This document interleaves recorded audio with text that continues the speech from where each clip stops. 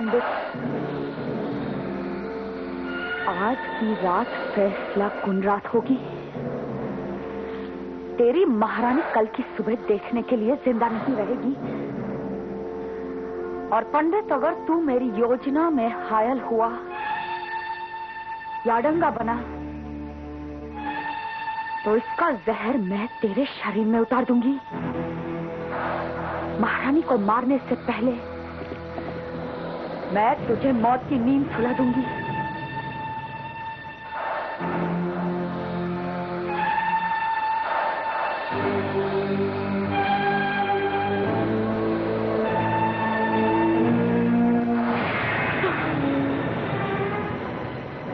सभ्या,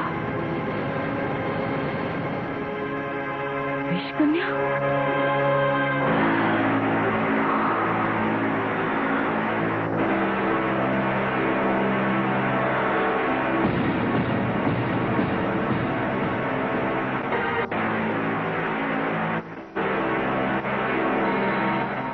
वो तो तुम जान गई कि मैं विषकन्या हूँ।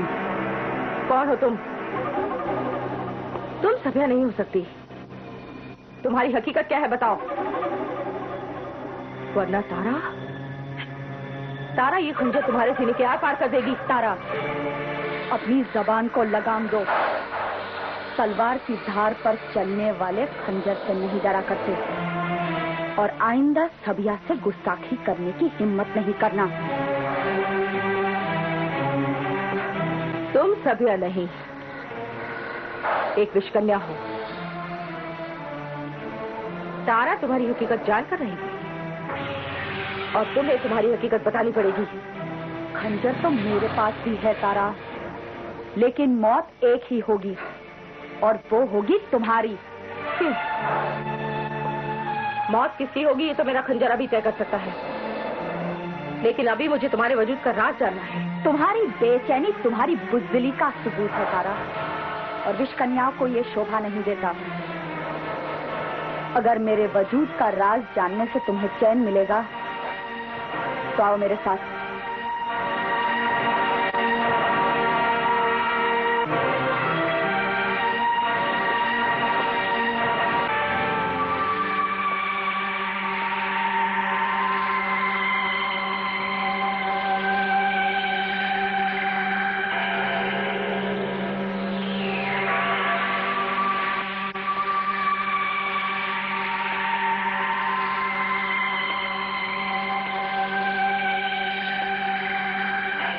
सजा पूरे खानदान से चुकता की जाएगी।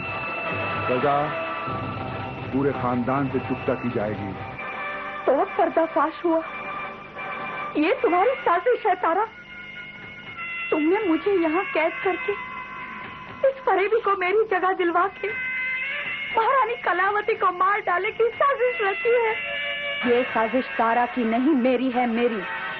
और मेरा निशाना कलावती नहीं, महाराज शिवदत्त हैं। तुम दोनों मिलकर चुनारगढ़ राज्य को नेस्तनाबूद करना चाहते हो, लेकिन तुम्हारी ये ख्वाहिश कभी पूरी नहीं होगी। तुम्हारे नापाक इरादे कभी सफल नहीं होंगे। अच्छा,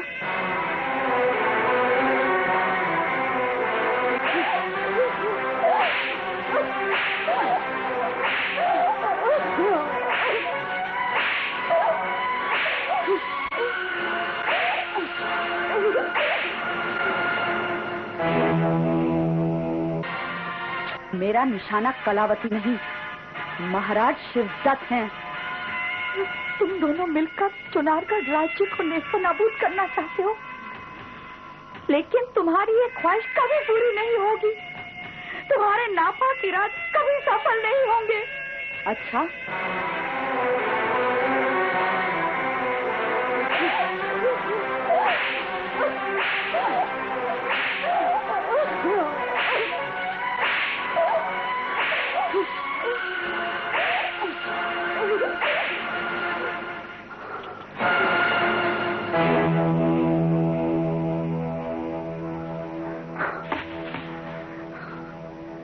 देखा तारा, जो भी मेरे रास्ते में रुकावट बनेगा उसका यही अंजाम होगा। लेकिन तुम्हारी महाराज से क्या दुश्मनी है? उन्हें क्यों मारना चाहती हो तुम? जानना चाहती हो तुम? सुनो, मेरी दास्तान यही इसी चुनारगढ़ से 20 साल पहले शुरू हुई थी। अमरपाली, बल्लमगढ़ की कूटनीति के तहत हमने गोला बारूद, तोपें, बंदूकें नहीं रखी। दूसरी रियासतों को फतेह करने के लिए हमने तुम जैसी खूबसूरत और घातक विषकन्याओं की फौज इकट्ठा की है। अमरपाली, हमारा आदेश है कि तुम चुनारगढ़ जाओ और वहां के महाराज देवी दत्त के शरीर में अपना विष उतारकर उसके सारे खानदान को खत्म कर दो।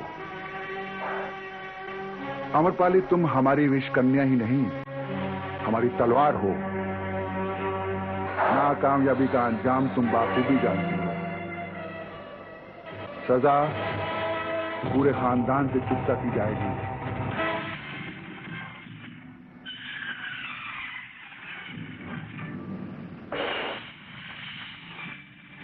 आम्रपाली तो महाराज अनंगपाल की ताबेदार थी और अपने महाराज के हुक्म के मुताबिक उसे चुनारगढ़ के शाही खानदान को खत्म करना ही था, और वही आम्रपाली ने किया।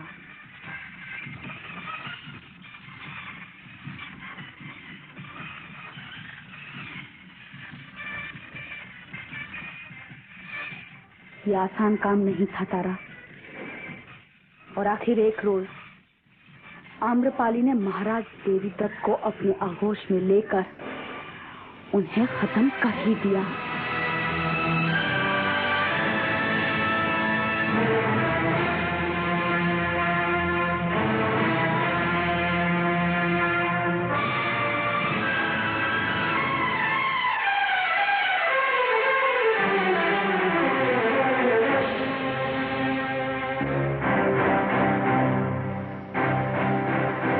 और आम्रपाली ने अपनी सहेली जमुना की मदद से देवी दत्त के बेटे शिवदत्त को विष पुरुष बनाकर एक चलते फिरते जिंदा मुर्दे में तब्दील कर ही दिया।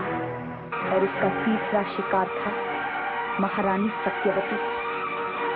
महाराज अनंगपाल के हुक्म के मुताबिक आम्रपाली ने चुनारगढ़ की महारानी सत्यवती को भी नहीं छोड़ा, लेकिन आम्रपाली की सबसे बड़ी भूल ये थी कि उसने उस शिवदत्त को एक लाचार बच्चा समझकर उसे छोड़ दिया।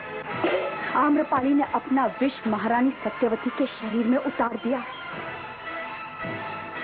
लेकिन मरते मरते सत्यवती ने खंजर से आम्रपाली के शरीर पर वार किया। आम्रपाली बच सकती थी, लेकिन तभी उसी शिवदत्त ने, जिसे आम्रपाली ने लाचार समझकर छोड़ दिया था, जमुना को खत्म करने के बाद खंजर उठाकर आम्रपाली के शरीर में उतार दिया।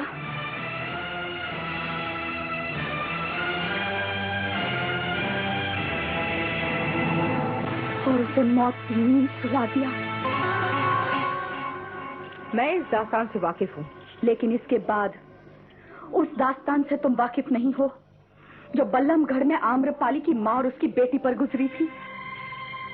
विषकन्या आम्रपाली ने फर्ज के तहत अपनी जान की कुर्बानी दे दी, लेकिन उस कुर्बानी का जो सिला बल्लमगढ़ के महाराज अनंगपाल ने आम्रपाली के घर वालों को दिया, वो जुल्म और तबाही की एक और भयानक दास्तान है।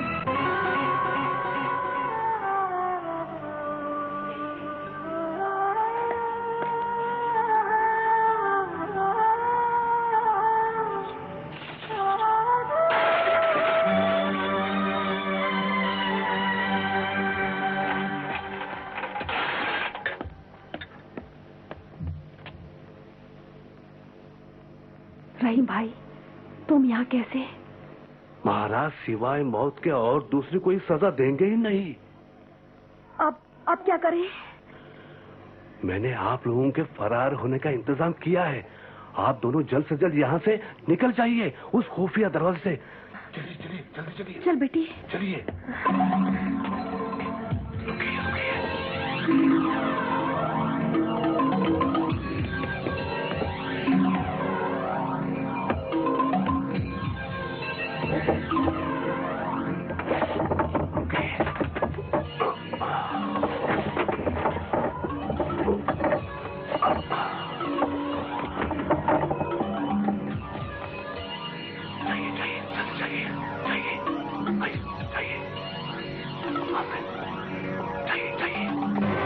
जल्दी दरवाजा खोलो। हाँ। इन्हें महाराज के पास ले जाना है। जी।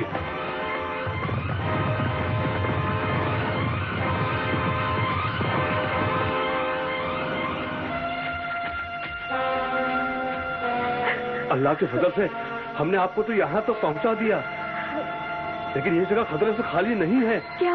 भारत के सिपाहियों को इस जगह का पता चल गया है। वो इधर ही आ रहे हैं।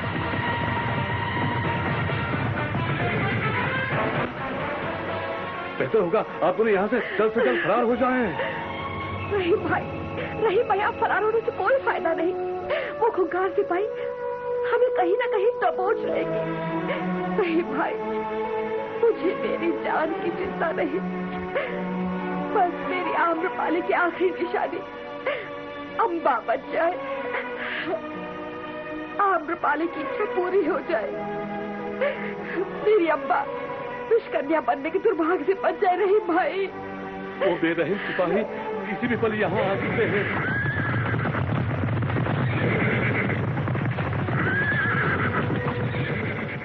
रहीम भाई, आपने बहुत उपकार किए हैं हम पर, बस एक उपकार और कर दीजिए। क्या? अवंतीपुर में आम्रपाली की बहुत गहरी सहेली जो मंगला रहती है, वो बहुत मशहूर नर्तकी है। रहीम भाई, मैं उसके नाम एक चिट्ठी लिख देती हूँ, आप अम्बा को उसके पास ले जाइए। मुझे पूरा यकीन है रहीम भाई कि वो मेरी अम्बा को अपनी बच्ची की तरह पालेगी। चला लो इस घर को। तुझ में मुझे आम्रपाली की बहुत गहरी सहेली जो मंगला रहती है, वो बहुत मशहूर नर्तकी है। रहीम भाई, मैं उसके नाम एक चिट्ठी लिख देती हूँ, आप अम्बा को उसके पास ले जाइए। मुझे पूरा यकीन है रहीम भाई कि वो मेरी अम्बा को अपनी बच्ची की तरह पालेगी।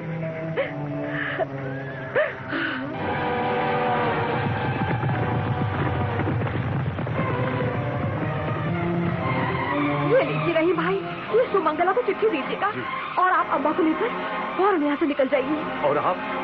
मैं यही रहूंगी। आप यही रहेंगे तो पकड़ी जाएंगी, वो आपको जान से मार डालेंगे। मौत मेरे सामने है रहीम भाई, मैं इस घर को आग लगाकर जल मरूंगी। या खुदा!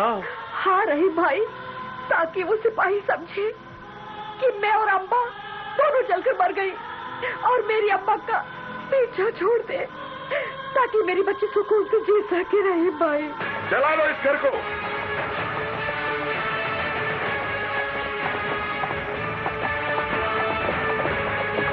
नानी माँ, मैं तुमको छोड़कर नहीं जाऊंगी।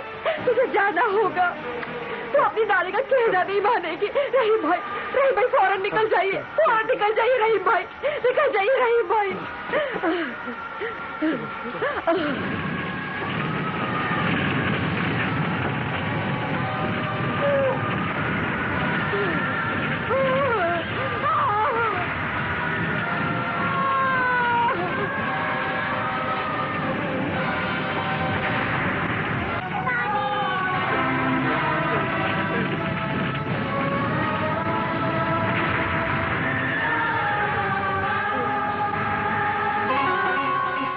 कितनी दर्दनाक और भयानक है अम्बा के बचपन की दास्तान। वो तो है, लेकिन तुम्हारी ये दास्तान और महाराज शिवदत्त से तुम्हारी अदावत, इन दो अलग अलग बातों का आपस में क्या ताल्लुक है? बहुत गहरा ताल्लुक है, क्योंकि वो बदनसीब अम्बा और कोई नहीं, मैं हूँ। मैं। ओह, तो तुम अम्बा हो, तब तो तुम्हें अपनी तबाही का बदला बल्लमगढ़ के महाराज अनंगपाल से लेना चाहिए। नहीं, मेरी जिंदगी में जब भी खुशी या उम्मीद की किरण फूटी, उस किरण को शिवदत्त ने ही बुझाया और मुझे अंधेरों में भटकने के लिए मजबूर कर दिया। ऐसी क्या ज्यादती कर दी शिवदत्त ने तुम्हारे साथ कि तुम उनके खून की प्यासी हो गई? मेरी तबाही का सफर शिवदत्त से शुरू हुआ था और इस सफर का अंत शिवदत्त के खात्मे से ही होगा। मेरे प्यार और ममता का दूसरा आशियाना शिवदत्त ने ही जलाकर खाक कर दिया और ये बिजली गिरी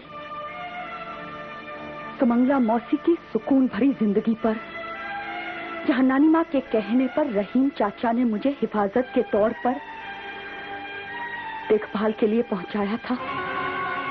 ये तो बहुत बुरा हुआ रहीम चाचा। बल्लमगढ़ के महाराजा को ऐसा नहीं करना चाहिए था। अच्छा हुआ इस मासूम को आप यहाँ ले आए। अर्चना बेटी, ये तुम्हारी बहन अम्बा है, अभी हमारे साथ रहेगी। लेकिन रहीम चाचा, मौसी क्यों नहीं आई? अब वो बेचारी इस दुनिया में नहीं रही।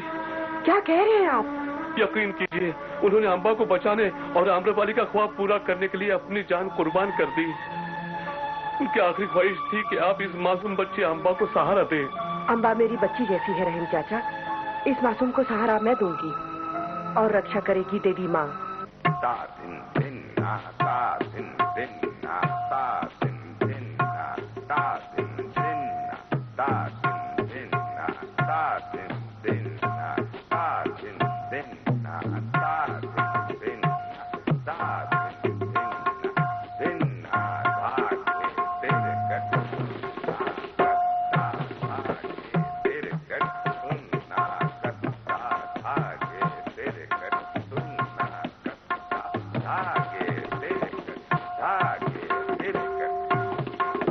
आज की शिक्षा पूर्ण हुई बेटी, जीती रहो।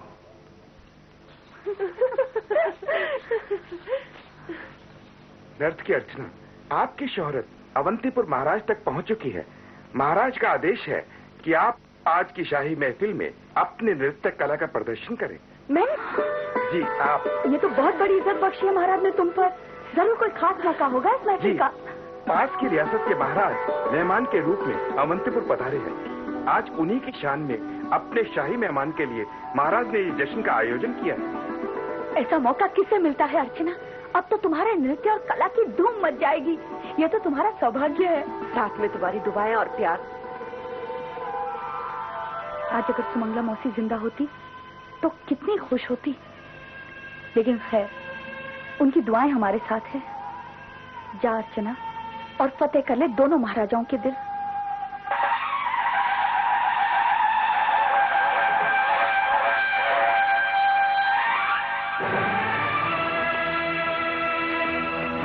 मित्र हो तो आप चाहे साथ रुक जाए, मगर याद रखिए, आपने आज शिवदत्त को बहिष्ठ कर देने का वादा किया है। फिर आप प्यासे नहीं रहेंगे मित्र।